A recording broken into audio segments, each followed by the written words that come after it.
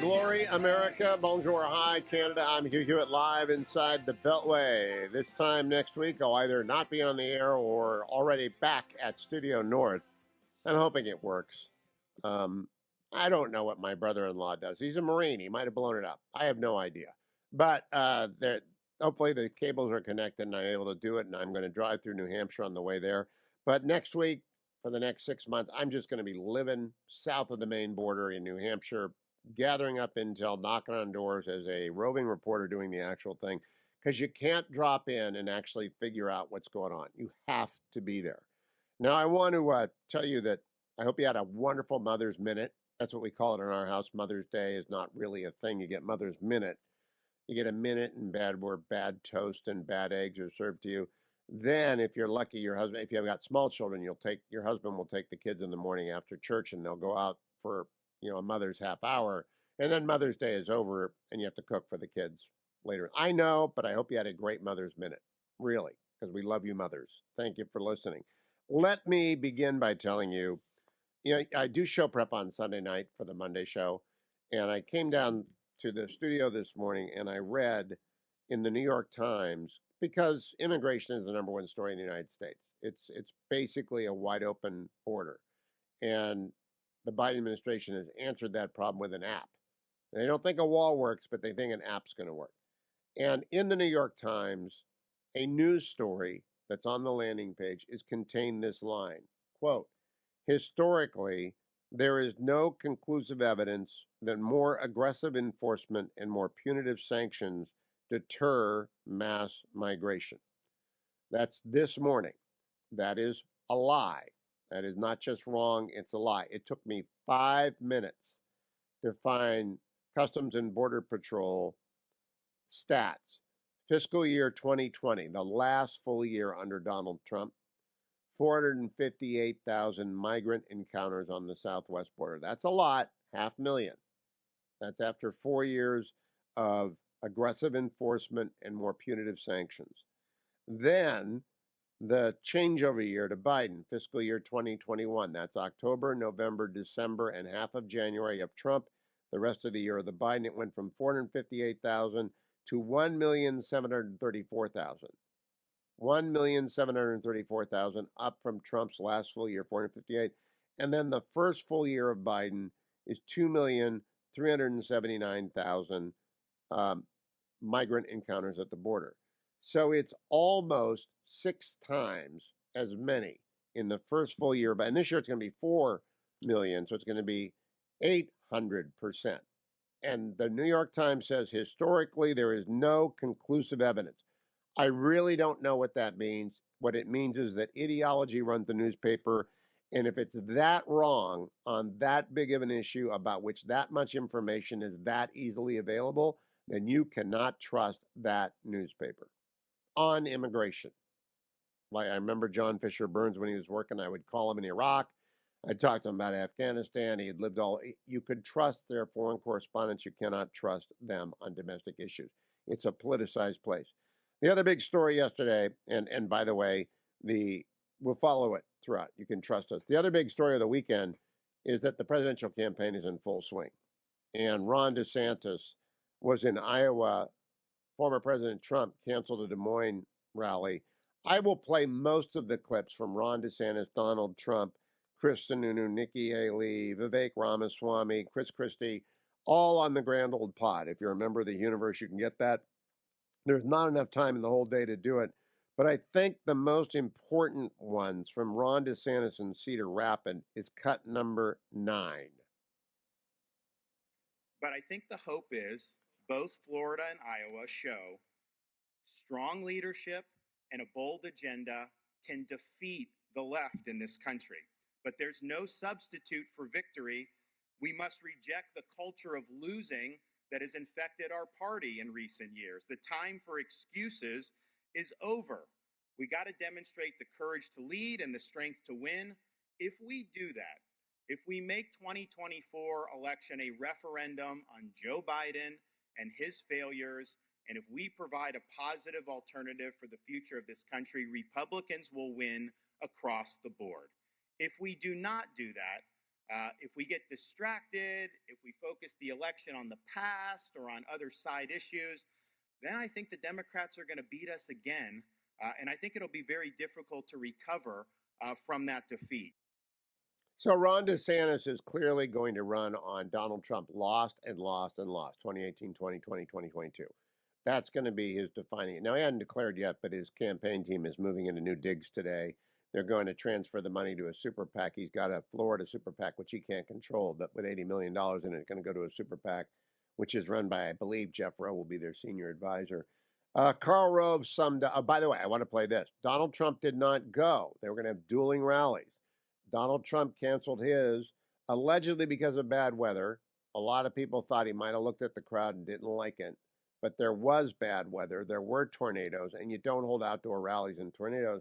So Ron DeSantis showed up at an Iowa restaurant in Des Moines, about a mile from where the former president was a no-show, and repeated that basic message, cut number 23. Republicans have lost a lot of elections recently. You've had disaster at our border, crime, an administration that's totally feckless, and people think that the country's best days ahead. But I think Florida and Iowa are a source of hope because we show you can get it done.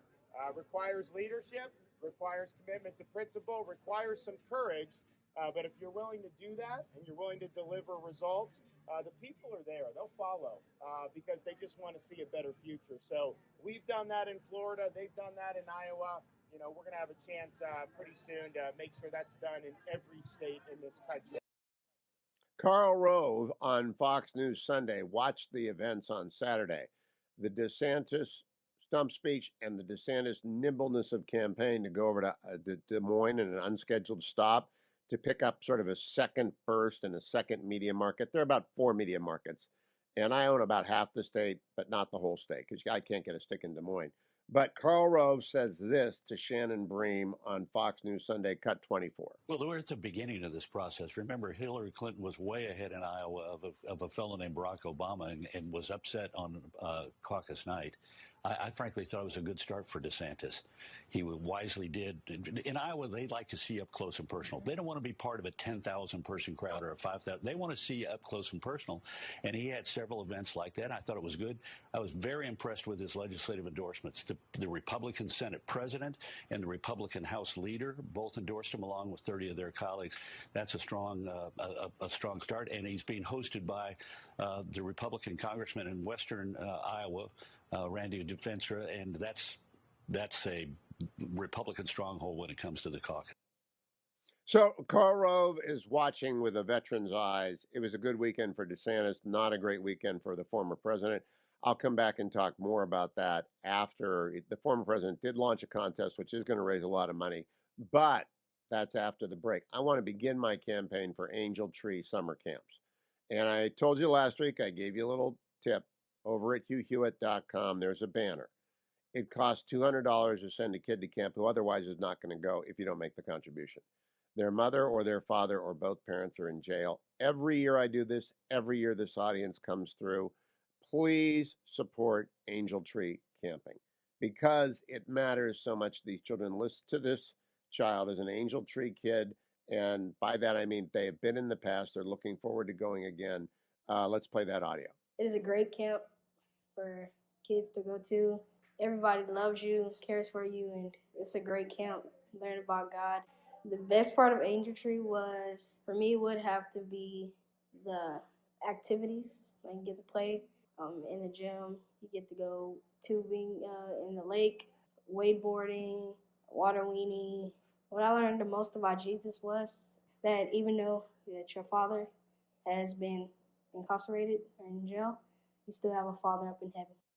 Imagine what that does for a kid. Imagine what that camp does. And you can help. $200 sends one kid, $400 says two. For you Steelers fans, if you send 1,000, that will be 5 kids. Some of you can do that. It's real. It's tangible. You can call 888-206-2764. That's 888-206-2764. Or go over to HughHewitt.com and click on the banner at the very top. And if you've done it before, thank you in advance. You're going to do it again. Try and up the number of kids you send, $200 per kid. If you've never done it, realize you changed the trajectory of a life. by doing this. This may be the single most impactful contribution you make over the course of a year. And I know it's a lot of money. It's $200. It takes a lot to get a kid to camp. But please prayerfully consider it. Be as generous as you can. Come right back to this Monday, May 15th edition of the Hugh Hewitt Show. Welcome back, America. The devil went down to Georgia, and Salena Zito is following him. She's on her way to the Peach Strait. Good morning, Salena. How are you? I'm fine. How are you? Good. I didn't know if you were implying that I was the devil or not. Well, I'm just saying you're going down to Georgia, so don't pick up the fiddle if there's a suspicious guy around there. Selena, I want to cover two stories with you this morning. I know you're going to talk to Brian Kemp. I have a question request. I would like you to ask him to compare and contrast the governorships of Chris Sununu and Ron DeSantis, because they're both his colleagues and they both get along with Governor Kemp. I just would be interested in what a governor thinks of both of them. You got it. Now, New York Times this morning, a direct quote. Historically, there is no conclusive evidence that more aggressive enforcement and more punitive sanctions deter mass migration. It took me 5 minutes to find the stats from Customs and Border, Selena. In 2020, fiscal year, 458,000 migrant encounters at the border. In fiscal year 2021, 1,734,000. In fiscal year 2022, 2,379,000.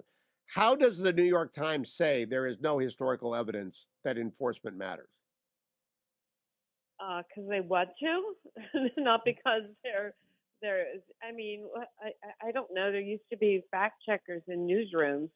I'm not quite sure what happened there. It's just so absurd. I mean, it's just really so absurd. And so I just wonder if you talk to people, who do they believe in? You can't believe the New York Times. You just can't believe NBC. You can't believe people anymore. Yeah, you know, this has been building for a while. You remember Brad and I wrote about this in our book. It was part of what started to form the conservative populist coalition before Trump. But also you see it on the left as well. You know, there is a reason why voters are on a bit of a bender.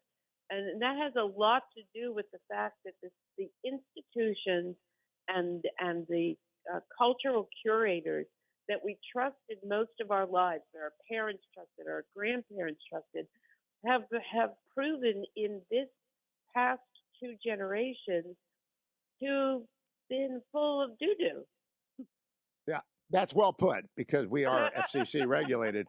But this year, we're going to have 4 million plus people cross the southern border without permission, claim asylum or other status. Secretary Mayorkas never tells the truth. And then the New York Times says there's no evidence that enforcement matters. It went from 500,000 to 4 million in less than 3 years, Selena. Does this come up a lot with people?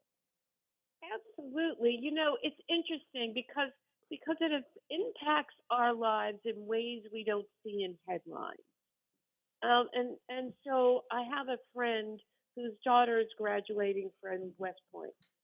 Well, guess who lost her hotel room to go see her daughter graduate?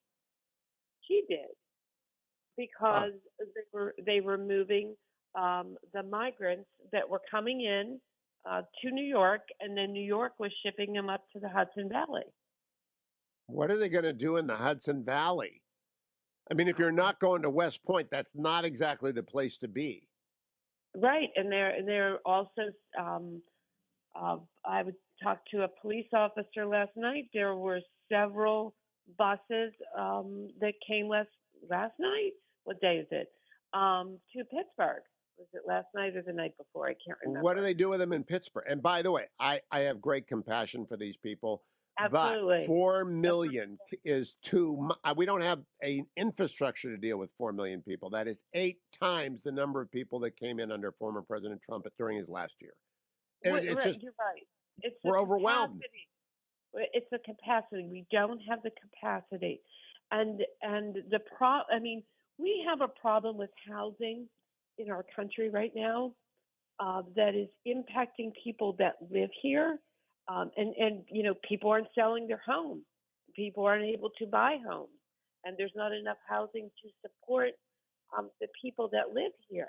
We're not, and we're not thinking about the other impacts that it's having outside of all the obvious ones. There's these small ones, and yet That's the people number are. one impact, Salena. Entry-level rentals. Right there. That's the number one impact. When you add 4 million people of working age, they have to lie down somewhere, right? They have to have a roof. That's absolutely right. And the problem with the pushing back against people who think this is way too much is that if you don't support it, oh, you're racist. Oh, you have no compassion. That has nothing to do with it. It has everything to do with logic. And you just can't put more marbles in a jar. You just can't. Right. There's no place for the marbles to go to bed. Salena Zito, when are you going to talk to Governor Kemp? Is it today, tomorrow? Morning. Okay, remember, compare and contrast. Get an answer from him. No incompletes. Salena Zito, we'll be writing that up at Zito Salena on Twitter or at salenazito.com for all of her writings. Thank you. The Yinzer Report. Hewitt on Monday, May the 15th. I'm inside the Beltway, as is Jake Sherman, editor-in-chief of Punchbowl News. If you have not yet signed up, remember, punchbowlnews.com gives you a morning newsletter for free, and I read it every morning before the show. And Jake Sherman I follow on Twitter, and they give you the blow-by-blow of what's going on the Hill. And today, what's going on the Hill is the continuation of debt talk. Good morning, Jake. How was your weekend? It was good, Hugh. How was yours? Great. I was afraid you got trapped at that Nationals game where they had the rain delay for 4.5 hours, and they sent everyone home, and they didn't give them the doubleheader the next day. Unprecedented in baseball history, and that would have made you angry. No, it would have made me angry. I actually thought about going this weekend, but I thought it was a little bit. I would have taken my son. I thought on Mother's Day weekend, I probably shouldn't indulge myself in baseball. I should probably be with my family. So that's where. No, your wife probably would have liked that if it's your only kid. You're but right. Yeah, I saw a lot of dads out yesterday with the small ones and no mom around. So Mother's Day is usually best played as a veteran of 41 years of them by not getting the children involved. Jake, I want to talk to you about the debt deadline. I already told you I never believed June 1. I note in punchbowlnews.com this morning it's going to be updated. I heard over the weekend the CBO said June 15th or something like that. Then I heard another report it might. CBO concurred with Treasury. Said as early as June 1 could slip to 4, 5, or 6, June 4th, 5th, or 6th. But CBO did concur by and large with Treasury's assessment. Okay, somewhere someone said June 15th, and somewhere someone said it's actually August if they do cash management. So I don't believe it, but Kevin McCarthy, as you report, wants to stick to it. He wants the pressure of a deadline.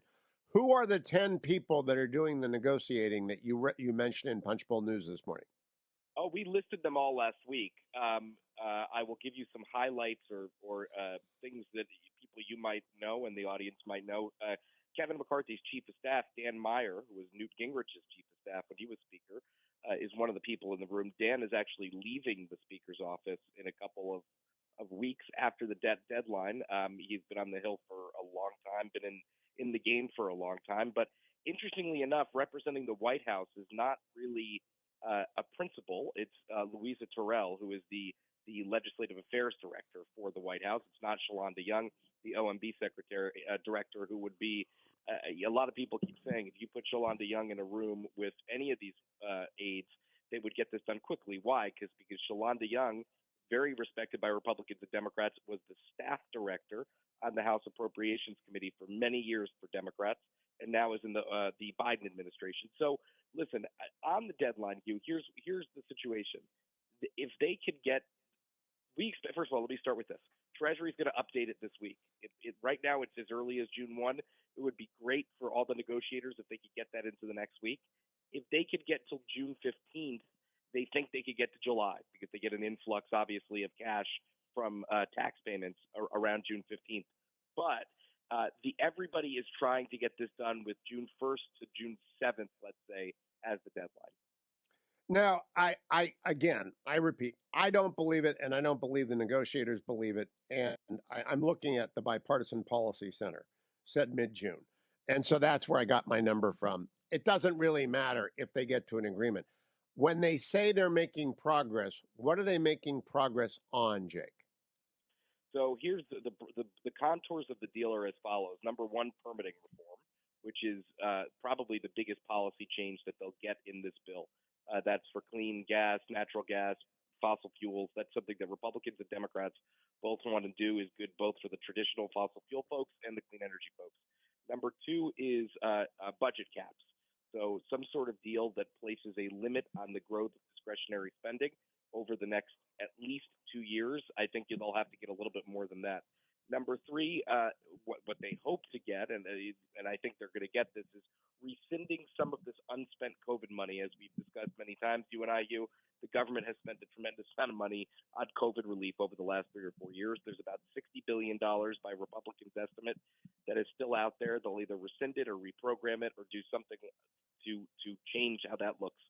And number four, I don't know that this is going to happen. This is the biggest stretch, is work requirements for social safety net programs. Now, there are some in the Republican Party who don't want to do this because for a lot of reasons, mostly political reasons. But Joe Biden this weekend gave new urgency, or gave new hope, new life to some sort of work requirements for social safety net, saying he would be interested in taking a look at where Republicans are. So that's the broad contours of the plan.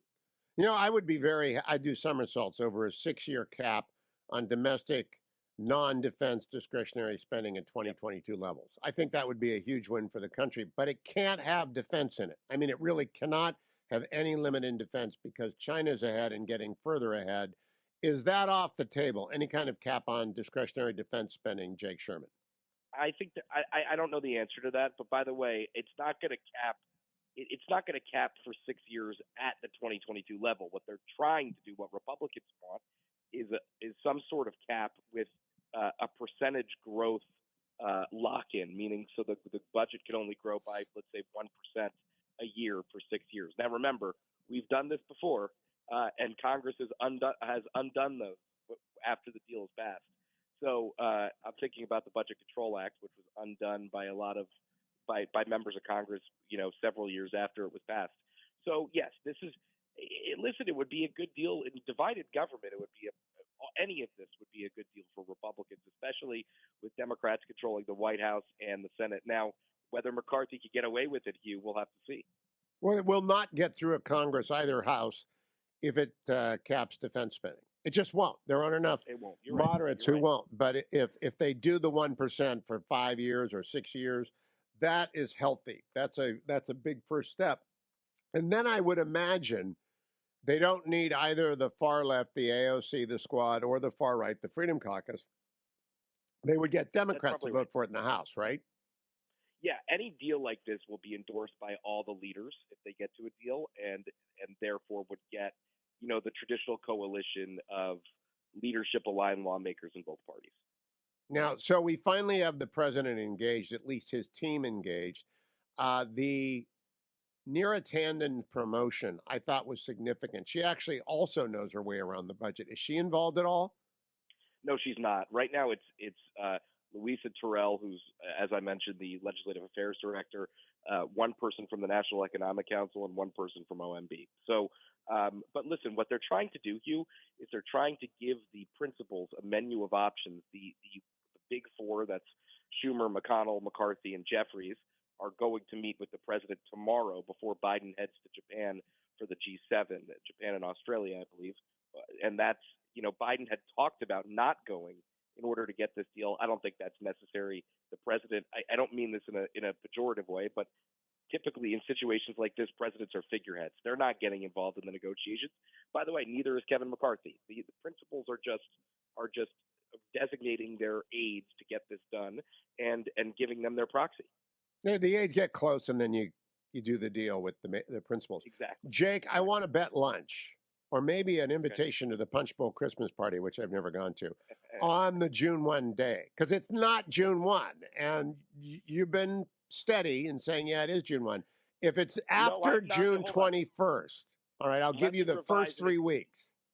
Let me clarify what I mean. What I mean is, if Treasury says it's June 1, it's June 1 until Treasury says it's not June 1, is my point. And by the way, they change. These dates change. So we are June 1 until probably at some point this week when they kick it to June 8. I'm going to say I'll give you up to June 21. You want the under? Or the official date? It's going to be moved at least to June 21 because we're not going to wrap this up. He's going to go to the G7. They're going to find the money. What a surprise. And they'll get it all done for when the president returns. That's what I think. I think that they get it to June. I'll take the under, yeah. Okay, so that's lunch or an invitation to the Punch Bowl Christmas party There to you which go. I've never been invited. I'm just saying that, Jake. My honor, Hugh. Yeah, I'm just saying. It's been, how long you guys been in existence now? About 2.5 years. All right, so that would mean like 100 appearances on the Hugh Hewitt Show, right? Probably something like that, yeah. So 100 appearances. It's sort of like my airline miles for Sunny Bunch. I just want some return on my investment. Jake, I hope you had a wonderful. Welcome back, America. Josh Kraushaar is with Jewish Insider. He is our man inside the Beltway. Even when I leave to go up to New Hampshire and Maine, Josh, I'm leaving next week, and I'm going to spend 4 or 5 months in the North because I really think the biggest story in the world is New Hampshire primary. And the friends and allies of Hugh, the FAOHs, or the SSP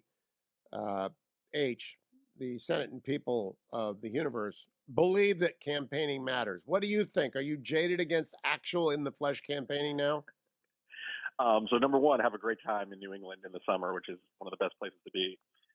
You should go to Fenway Park while you're up there. Only if the Guardians are in town, Josh. Only if the Guardians are in town. Yes, Hugh, campaigning matters. That's why, it's easy to be in the moment. We talk about polls. We talk about developments on the campaign trail every week. But the reality is this is a long slog, and retail politics matters. I think even more importantly, Hugh, in primary politics, results in Iowa and New Hampshire matter a whole lot. It can change the whole dynamic of the nominating process. And if the DeSantis team is smart, and I do think they are, they know that Iowa and New Hampshire, but Iowa especially this weekend, is sort of the key to it all, to have another moment where DeSantis shows up a whole lot in the first in the nation caucuses, does a lot of retail campaigning, shows his face, shows why he did so well in his reelection in Florida, and slowly eat into the Trump advantage. And if he can, look, Iowa is a state with a lot of evangelical voters. They love retail politics. If DeSantis can do what he did over the weekend and continue to have good reviews week after week after week, a win in Iowa could change the whole dynamic in this nominating process. Is it too much to say if you're not in Iowa or New Hampshire over the weekend, you're losing ground? Because I really do believe that this year. If you're not there, either of those states, over a weekend, you're losing ground. Yeah, certainly if you're not, Trump should be there too, but it's a little bit better to be the front runner. But if you're Ron DeSantis, you need to be camping out in Iowa and New Hampshire, maybe a little bit in South Carolina too, but certainly Iowa and New Hampshire for the next 6 months once he announces that campaign. Because look, the early states give you a momentum of your own. We know this from experience. Now, I know Iowa, Ted Cruz won Iowa in 2016, and Trump still won the Republican nomination. But if DeSantis can, surprise everyone in Iowa, parlay that into New Hampshire, and then all of a sudden the race would look a whole lot different. Or if anybody else takes the silver other than Ron DeSantis in Iowa and Trump, gold and silver expected to go to Trump and DeSantis. If anybody else breaks onto the medal, that could matter a lot in New Hampshire. But I believe those votes have got to be earned in person. Every caucus goer and every New Hampshire primary voter expects to see the candidates, or at least see that they're in town, Josh. True or false? Oh, absolutely. And that's what makes the primary process, at least for the Republicans now, so special. Democrats sort of throughout the retail politics playbook this year, and I think they may regret it in the future, because you do have a vetting. You do have this unique process where, in Iowa and New Hampshire, voters are well attuned to politics. They actually spend time doing the work, doing the research, and they expect candidates to know their stuff, to know policy, to know about the issues that are affecting these states. And it gives you a vetting that you can't find anywhere else, and certainly you can't find when you're spending millions and millions of dollars on TV ads in much bigger states.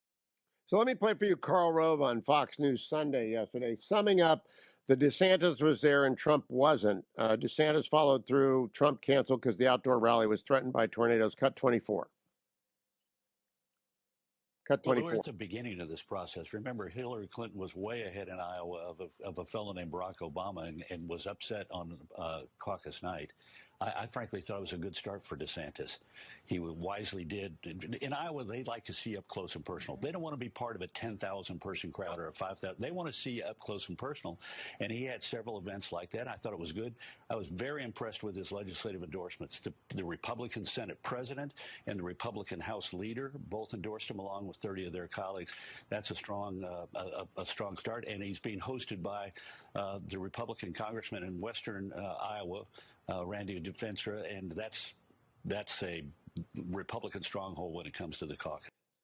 So, Josh Kraushaar, endorsements normally don't matter much. I think legislative endorsements in the first two states do. What say you?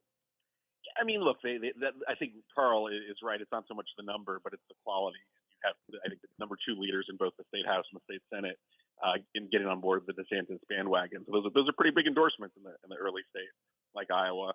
You also had, no one they didn't endorse, but the governor of the state, Senator Ernst, not just Fenstra, but also Congresswoman Marionette Miller Meeks, also there at the DeSantis event. So, a good show of support for DeSantis in Iowa. I also think, by the way, that as much as DeSantis was panned for signing the 6-week abortion ban in the state of Florida, I mean, that is a play for the primaries. It's a play for the Iowa caucuses, and having a very firm socially conservative position that can really allow DeSantis to separate himself from Trump in that caucus, where they typically reward the candidates who are more pro-life. And more Josh, thank you for bringing that up. I've heard a lot of legacy media slagging DeSantis for that. They just don't understand the Republican Party. They just don't, and they don't want to. And maybe their newsrooms don't have any pro-life people in it, but the pro-life voter cares about that more than anything else. And I mean, that's year after year, right? Yeah, I mean, it was obvious. Maybe general election, it could be a disadvantage, but certainly for the primaries at a time when he needs to get momentum against Trump, it's an obvious distinction to draw. Josh Kraushaar on Twitter, also with Axios and Jewish Insider. Thank you, Josh. Keep coming back, Josh Kraushaar. Bonjour, hi, Canada. Hugh live inside the Beltway. Foreign Affairs is the preeminent magazine of the Blob. The Blob is the national security foreign affairs establishment, the Council on Foreign Relations, the 1,000 think tanks, everybody who's ever been anyone in national security. And it still is the journal of record. Foreign Affairs is the journal of record for where American foreign policy is going, the consensus position. So I was thrilled when the new issue came out last week, and it headlines an article co-authored by Ambassador Robert O'Brien and historian Arthur Herman on the need for Congress to help the president counter China. And I tracked down Ambassador O'Brien, the last national security advisor and the most successful national security advisor under President Trump. And he's in Tokyo this morning. Good morning, Robert. It is 9 p.m. there. Thank you for staying up late with me. Good morning. Greetings from Tokyo. So the Foreign Affairs magazine is the beating heart of the establishment. I am amazed that they let you and Arthur write for it. Well, what we're seeing, and we're seeing this in Tokyo at the Munich Security Conference, is that there's a new consensus developing. And our allies know, the establishment knows, that we're in a race for our life against China. With the advent of AI, quantum computing, the tech race that we're in, our way of life is on the line right now. And we either win and maintain a free country, a free world, or we lose, and it's going to be a dystopian future. And what's amazing to me is not just that the establishment in Washington printed our article, it's the fact that here the Japanese, the Germans, the French, the English, the Australians for sure, are coming to the same consensus. So when Richard Nixon published his article on China in 1967, it was the first omen that a change was coming. I think when you and Secretary Pompeo and Christopher Wray and Bill Barr and Vice President Pence did your cycle of speeches in the last year of the Trump presidency on China, that was a sign that the weather had changed. However, this morning in the Post, David Ignatius has a column on your successor as National Security Advisor, Jake Sullivan, being in Vienna for 2 days and being very pleased with the direction of Chinese-American relations. That's a head fake, Robert. Well, I mean, that's just a giant head fake. Are we going to go backwards now that we move forwards? Look, I hope not. And Jake's been one of the more hawkish folks in the Biden administration on China. So we'll see. I think what's happening to China understands the free world is starting to band together against them, and they're getting nervous when you have Israel, Japan, Taiwan, Korea, the U.S., UK, Netherlands getting together to deny China the tools it needs for the semiconductor industry, building legacy plants for semiconductors, not just the advanced plants. So we're bringing the supply chain back to the free world. You know, they're seeing that big tech, the backlash against big tech is I think, hit a crest and it's fallen away. So that I think they were hoping that they'd use the U.S. Congress to get rid of Google and Apple and other big tech Now, companies. the Foreign Affairs article lists a bunch of things you want Congress to do. And I don't want to run out of time without giving a summary because it's behind a paywall. And some people subscribe to Foreign Affairs because it is the journal of record for the national security blob establishment. Call it what you will. It matters. What are the key things that you and Arthur Herman want the Congress to do? Well, we got to ban TikTok immediately. I was on a panel this morning here in Tokyo with the senator from Australia, James Patterson, young guy. He's a social media guru. He put out a report to his committee on TikTok, and it's horrifying. So we got to ban TikTok. We've got to stop the Chinese from buying agricultural land around our military bases.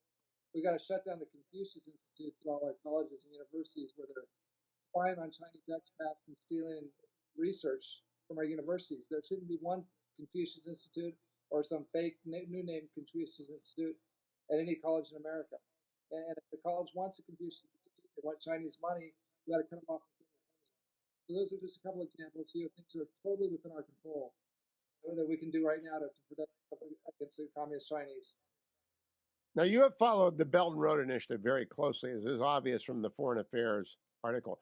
Does the Congress need to support the executive in countering that kind of, whether it's a port in Namibia, a port in Cambodia, a base in Djibouti?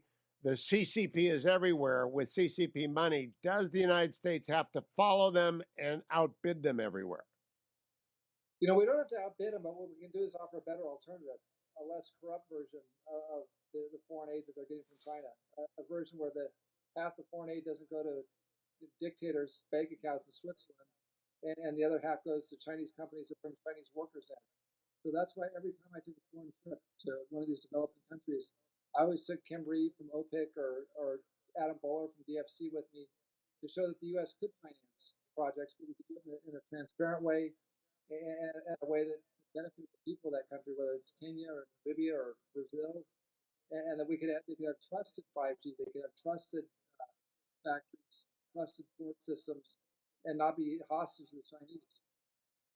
Now, Robert, you are loved in Japan because you forged a pretty good relationship with their old national security advisor, with the deceased prime minister, with their ruling party. Now this security conference is a new development. It's bigger than Montreal. It's bigger than Reagan. It's bigger than Munich. What are they talking about in the hallways of Japan when they talk about China? Look, people are worried. The biggest thing they're worried about is scale. The Chinese are so big and they're so committed to winning in AI and quantum and robotics that if they get ahead of us, and especially with things like quantum and AI, we could have a very dystopian future. They'll control the world, and a Chinese world is not a pleasant world. It's a world where Uyghurs go to concentration camps, where Democrats in Hong Kong are put out of business and put in jail. It's a world where India and Taiwan and ASEAN countries in the South China Sea are threatened with military action if they don't kowtow and toe the Chinese line. Very different world than the world we're living in today, and everyone knows it. The French know it, the Germans know it, of course, all the ASEAN nations know it. They're worried. Well, it used to be that Japan's ruling party didn't really want a confrontation with China, and they had strained relations with South Korea. Is the alliance actually taking shape at this conference? Well, we're seeing the South Koreans and the South Korean president and the Japanese prime minister get together 2 weeks ago and talk about how they can work together. There's a lot of interest in the Quad, the diplomatic arrangement between Australia, India, the U.S., and Japan, and other countries went in. I mean, I kind of call it the cool kids at the lunch table syndrome. That now, the ROK and Taiwan and other countries want to get in on the Quad. The French have sent a lot of resources out to the South Pacific, to their islands. So I think there's an understanding that China is going to be very aggressive, And the best way to avoid a war with China, which everyone's worried about, is through deterrence. It's through peace, through strength. It's not through appeasement. I think the old days of appeasing China, people realized that just created a more aggressive and a more assertive China. It's now time for the free world to deter China. Now, has Japan banned TikTok? I'm not sure they have the big tech replacement that our big tech can provide for social media, but do they have a replacement for TikTok? I don't know if Japan has a great replacement, but I'll tell you one thing they have is they've banned Huawei, and they've been just terrific on 5G. So you don't have Huawei in Japan. You've got Japanese 5G and eventually Japanese 6G, and some of those companies are going to do business in the U.S. So, TikTok is a problem everywhere. The Indians have banned it, but it's a whole combination of TikTok and Huawei and WeChat and Chinese intellectual property theft of computing advances being made in Japan and the U.S. It's a whole package that the Chinese are relentless, and we've got to confront them on all fronts. There would not be a Robert O'Brien interview if I didn't ask you about the Japanese Navy. China has built the biggest Navy in the least amount of time in the history of humankind. What is Japan doing on the water and under the water to counter that fleet? Well, I'm going to talk about this in a speech tomorrow in Tokyo. One of the things is the Japanese have probably the best diesel electric sub in the world. They run forever. They're kind of like the Honda that I drove in college, and all you have to do is change the oil. It lasts for years. But the Japanese trade in their submarines for new ones every years. They need to extend the life of their submarines and go from a fleet of 22 submarines to 28, 29 submarines. That'll be a real deterrent, and if a war broke out, it would be a huge advantage for the West in a conflict with China. So, look, Japan is doing some great things. They've increased defense spending to the magic 2% of GDP number. They've converted their helicopter aircraft carriers to real aircraft carriers, so the F-35 can fly off them, the F-35B. So Japan's doing a lot, but going back to your point of view, with everything Japan has done in the last 5 years, China has built more ships than the entire Japanese Navy since 2016. It's amazing. Ambassador Robert O'Brien, thank you for joining me. Follow him on Twitter at Robert C. O'Brien. Go and read his Foreign Affairs magazine piece, co-authored with Arthur Herman, called The President Can't Counter China on His Own. Every member of the national security community needs to read and remember this. Have a great time and go to bed, Ambassador. Thank you for staying up late in Tokyo. I'll be right back, America. Stay tuned.